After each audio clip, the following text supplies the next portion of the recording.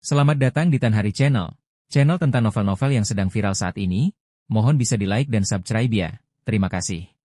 Terkadang ia bahkan tidak perlu menyerang dengan sengaja. Hanya lingkaran cahaya keemasan yang terpancar dari tubuhnya saja sudah membuat tubuh para biksu tingkat rendah itu meleleh, seolah-olah mereka telah bertemu musuh bebuyutan mereka. Seorang kultivator mencoba menyerang dari belakang, dan bilah tulang di tangannya, yang dipenuhi energi jahat yang kuat, menusuk ke arah punggung Chen Ping. Chen Ping seolah-olah sedang mengawasi punggungnya.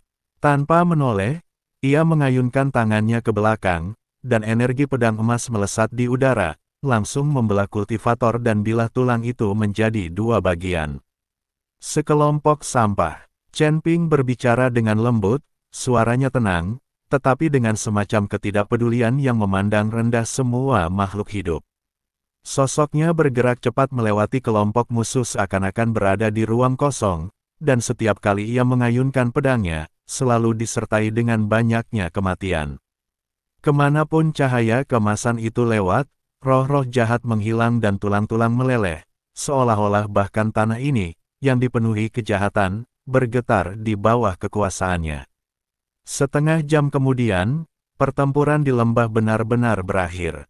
Kecuali Yu Yue yang diseret ke istana oleh Humazi, semua biksu dari istana Dao jahat terbunuh.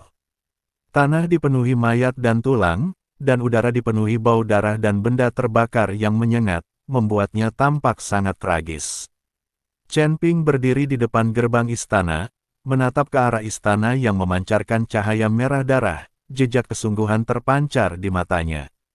Dia bisa merasakan aura kuat yang tersembunyi jauh di dalam istana. Aura itu beberapa kali lebih kuat daripada aura Yu Wuxi dan Yu Wuji. Jelas sekali dia adalah penguasa istana Dao jahat.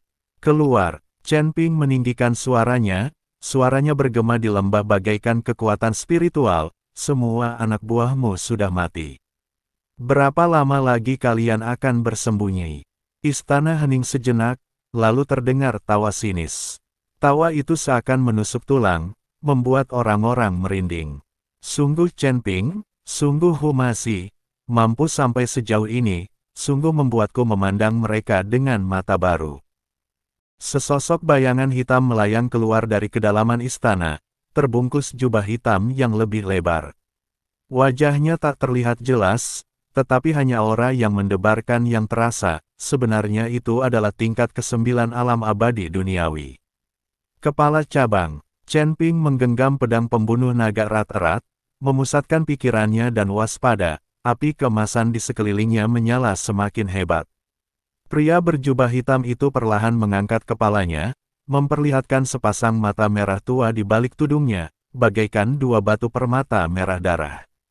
Ini dia guru. Kau telah membunuh begitu banyak murid dari kuil cabangku dan menghancurkan altarku. Hari ini, aku akan membuatmu membayarnya. Aku akan memurnikan rohmu menjadi tonik untuk guru ini. Berhenti bicara omong kosong. Mata Chen Ping dipenuhi niat membunuh, dan ia mengarahkan pedang pembunuh naganya langsung ke pria berjubah hitam itu. Benarkah arwah keluarga Hu dikirim ke aula utama?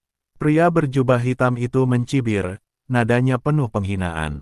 Memang, jiwa makhluk sekuat itu seharusnya dipersembahkan kepada para penguasa aula utama untuk kesenangan mereka. Jika kau ingin menemukannya, pergilah ke aula utama, tapi, aku khawatir kau tidak akan punya kesempatan itu. Sebelum selesai berbicara, ia tiba-tiba melambaikan tangannya, dan udara hitam yang tak terhitung jumlahnya menyembur keluar dari telapak tangannya, seketika berubah menjadi beberapa ular berbisa hitam setebal ember. Ular-ular itu menyemburkan lidah bercabang dari mulut mereka dan menerkam Chen Ping dengan desisan tajam.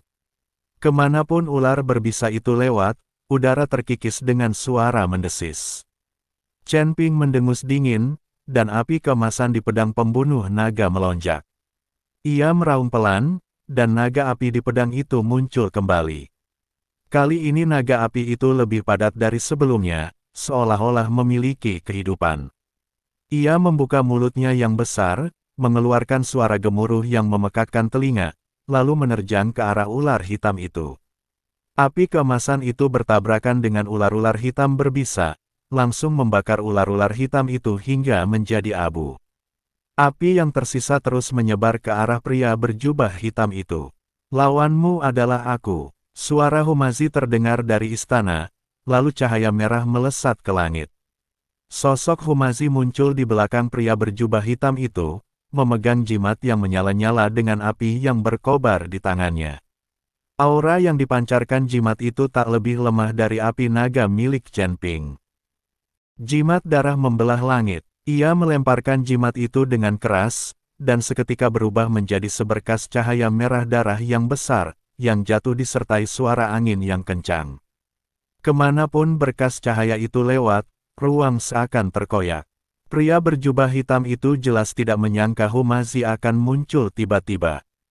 Raut wajahnya sedikit berubah, dan ia segera berbalik untuk melawan.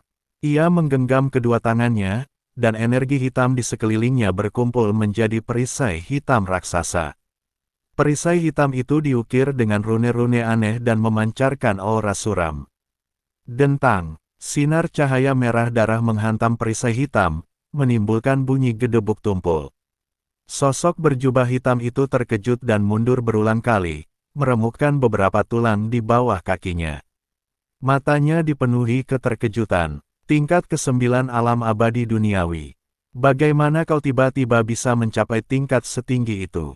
Saat di kota suci pedang, kepala aula cabang pernah bertemu Humazi, yang hanya berada di alam abadi duniawi, namun kini ia telah mencapai alam ke-9 alam abadi duniawi.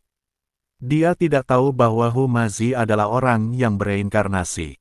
Dia hanya perlu membangkitkan ingatan dan kesadarannya, dan kekuatannya akan pulih. "Berkat kamu, aku pulih dengan cukup baik." Humazi tertawa terbahak-bahak dan mengejar kemenangan. Ia terus merapal berbagai jimat dengan tangannya. Ada jimat es untuk membekukan ruang, jimat guntur untuk menarik guntur, dan jimat batu untuk memanggil batu jatuh. Jimat-jimat itu jatuh menimpa pria berjubah hitam itu seperti tetesan air hujan, memaksanya ke dalam kondisi yang menyedihkan. Melihat ini, Chen Ping segera bergabung dalam pertempuran.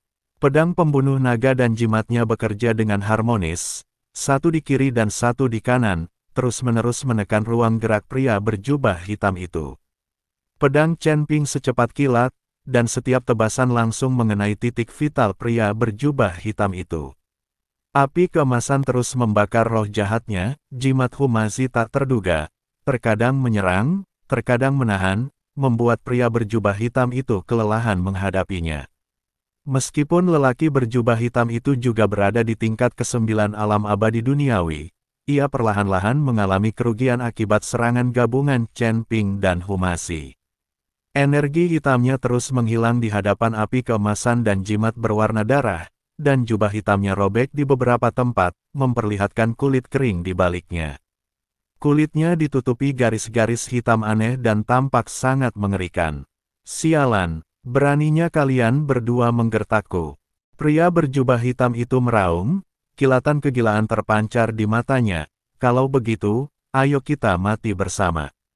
Energi hitam di sekitarnya tiba-tiba melonjak, dan tubuhnya mulai membengkak. Garis-garis hitam di tubuhnya memancarkan cahaya merah yang menyilaukan, jelas berniat menghancurkan dirinya sendiri. Penghancuran diri seorang kultivator tingkat 9 di alam abadi bumi cukup kuat untuk meruntuhkan seluruh lembah tulang darah hingga rata dengan tanah. Tidak bagus. Ekspresi Chen Ping dan Humazi berubah bersamaan. Mereka dengan cepat menggunakan skill mereka untuk mundur dan mengambil tindakan defensif. Cahaya keemasan melonjak di sekitar Chen Ping, membentuk perisai pelindung emas besar. Humazi melemparkan lusinan jimat pertahanan, yang ditumpuk lapis demi lapis untuk membentuk dinding jimat tebal. Ledakan. Dengan suara gemuruh yang memekakkan telinga, gelombang kejut yang dihasilkan oleh ledakan diri pria berjubah hitam itu langsung menyapu seluruh lembah. Tulang-tulang yang tak terhitung jumlahnya beterbangan, mayat-mayat di dinding gunung hancur berkeping-keping, dan istana runtuh akibat gelombang kejut. Kristal berwarna darah di atasnya meraung, dan cahayanya meredup drastis. Setelah asap dan debu menghilang, Chen Ping dan Humazi merangkak dari tanah dengan panik. Meskipun langkah-langkah pertahanan mereka berhasil menangkal sebagian besar benturan, mereka masih mengalami beberapa luka ringan. Pakaian mereka tertutup debu dan darah, dan rambut mereka agak berantakan. Untungnya, itu tidak serius dan kultivasinya tidak terpengaruh. Orang ini benar-benar kejam. Dia benar-benar meledakkan dirinya sendiri. Humazi meludah dan mengeluarkan tanah dari mulutnya, wajahnya penuh dengan penghinaan. Chen Ping memandangi istana yang setengah runtuh dan berkata dengan suara berat, "Kita sebaiknya tidak tinggal lama di sini." Suara ledakan diri terlalu keras dan mungkin menarik perhatian kultivator lain. "Ayo kita pergi dulu." Humazi mengangguk, matanya penuh kebencian. "Sialan. Aku sudah sibuk begitu lama, tapi masih belum menemukan jiwa sukuku.